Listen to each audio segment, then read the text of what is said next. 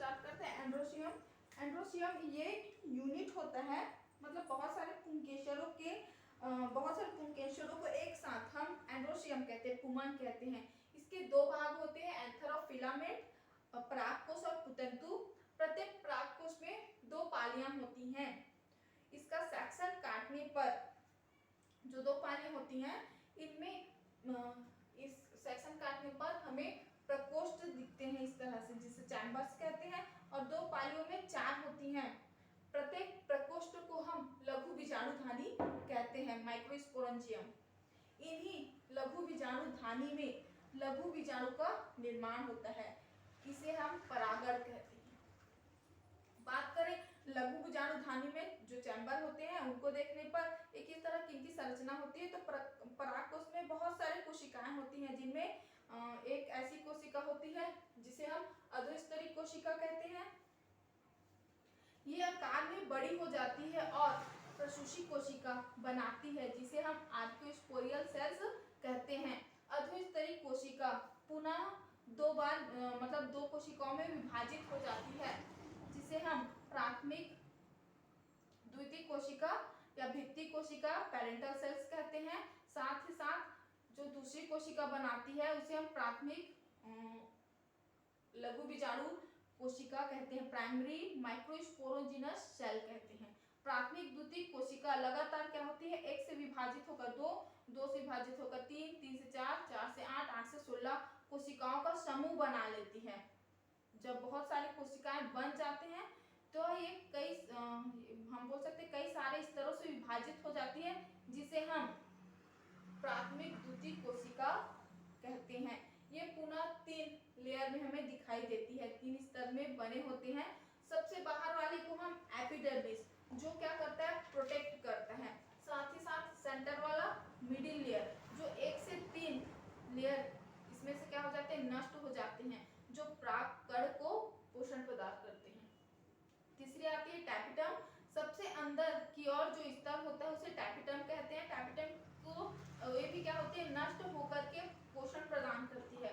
परागकणों को जो ढेर सारी कोशिकाएं होती हैं सब क्या हो जाते हैं, अरेंज हो जाती हैं।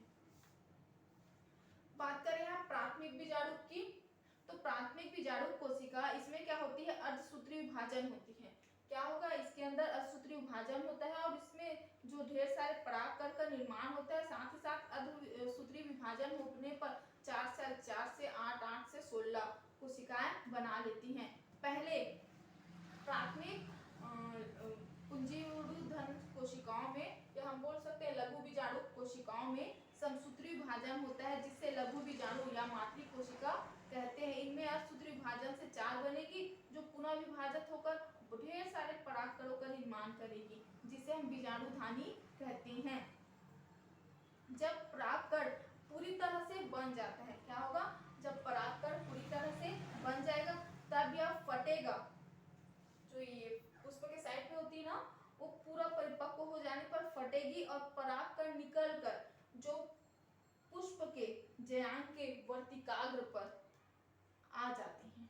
और उसके बाद परागकण के फटने से पहले ही कुछ इसमें चेंजेस होती है, उसे हम देख लेते हैं। चेंजेस होने पर सबसे पहले देखते हैं परागकण की संरचना। तो परागकण के 2 स्तर होते हैं। एक को हम क्या बोलते हैं, बाहर वाला भाग एक्सिन कहलाता है, साथ ही साथ अंदर वाला भाग एक्साइन कहलाता है, अंतःचोल, बाह्यचोल। साथ ही साथ जो बाह्यचोल होता है वो छोटे छोटे स्पोर्स होते हैं।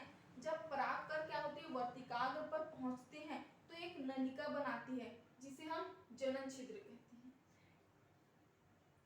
ठीक, परागकण की संरचना देखें तो इनके मध्य में केंद्रक पाया जाता है। ये जो बाह्यचोल होती है वो प्रतिरोधक क्षमता वाले पदार्थ से घिरा होता है, जिसे हम स्पोरोपोलिनिन का बना हुआ समझ सकते हैं, जो क्या करती है, जैविक घटक नहीं होने देती। मतलब जैविक घटक मतलब ये नष्ट नहीं होता है, लाखों साल तक क्या होती है, सुरक्षित रूप से बनी रहती हैं।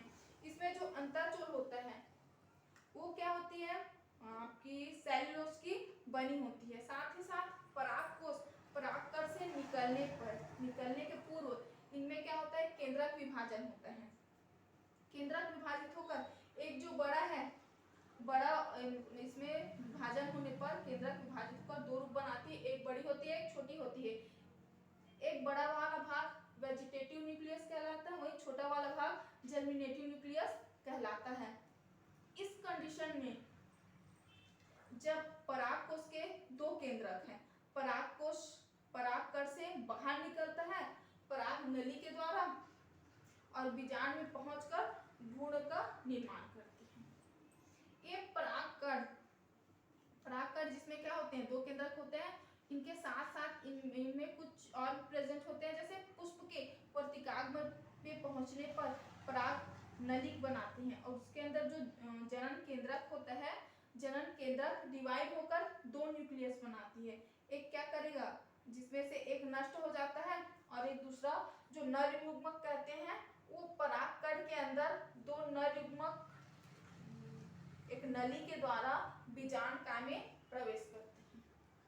परागकोश के परागकण पुष्प के परिपक्व होने पर उनमें क्या होती है, स्फुटन की क्रिया होती है, अलग हो जाते हैं, ऊपरी सिरा क्या होता है, फट जाता है और जितने भी परागकण हैं वो निकल करके वर्तिकाग्र पर आकर के फट के पुष्प के वर्तिकाग्र में पहुंच जाते हैं और परागकण वर्तिकाग्र में पहुंचने पर वहां से एक नली बनाती है और बीजांड में प्रवेश करती है।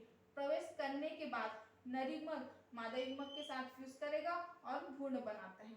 सबसे पहले कुछ पॉइंट्स देखते हैं कि परागकण होते क्या है, पॉलिनेशन की प्रोसेस होती क्या है। तो परागकोश से परागकणों का निकलना और वर्तिकाग्र में पहुंचना, ये कहलाता है परागण, पॉलिनेशन।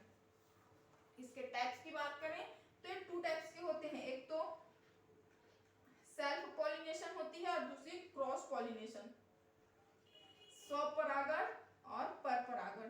स्वपरागण में इसके अंतर्गत पुष्प में जो प्राकृतिक रूप से स्वतः ही परागण निकल करके क्या होंगे, पराग वर्तिकाग्र पर पहुंचेंगे और इनके मध्य इनका कोई माध्यम नहीं होता है, जिसके कारण ये परागकण वर्तिकाग्र पर पहुंचे। मुख्य रूप से हमने आपको कल बताया था, मुख्य रूप से परागकण के वर्तिकाग्र तक पहुंचने की प्रोसेस किसी भी माध्यम से होती है, जैसे वायु के द्वारा, जंतु के द्वारा या जल के द्वारा। वायु की बात करें तो वायु परागण, इसमें परागकण क्या होंगे, वायु के द्वारा वर्तिकाग्र पर पहुंच जाएंगे। साथ ही साथ दूसरा जंतु परागण, तो कीटों के माध्यम से, कीटों के माध्यम से परागकण जैसे कीटों के हाथ या पैर पे चिपक जाते हैं और वर्तिकाग्र पर पहुंच जाते हैं। सबसे अच्छा परागण करने वाला कीट मधुमक्खी है। बात करें तीसरी जल परागण की, तो ऐसे पौधे जो जलीय होते हैं उनमें जल के माध्यम से नर युग्मक मादा युग्मक तक पहुंचता है। वही बात करें हम नेक्स्ट पर परागण की, तो किसी माध्यम के द्वारा परागण होता है वह परपरागण कहलाता है, मतलब क्रॉस पॉलिनेशन। तीसरी आती है आपकी आर्टिफिशियल पॉलिनेशन, मतलब कृत्रिम, मनुष्य द्वारा। जो मनुष्यों द्वारा परागण की क्रिया होती है उसे हम कृत्रिम परागण कहते हैं। ऐसा मुख्य रूप से तब कराया जाता है जब हम किसी एक पौधे के पुष्प का संकरण किसी और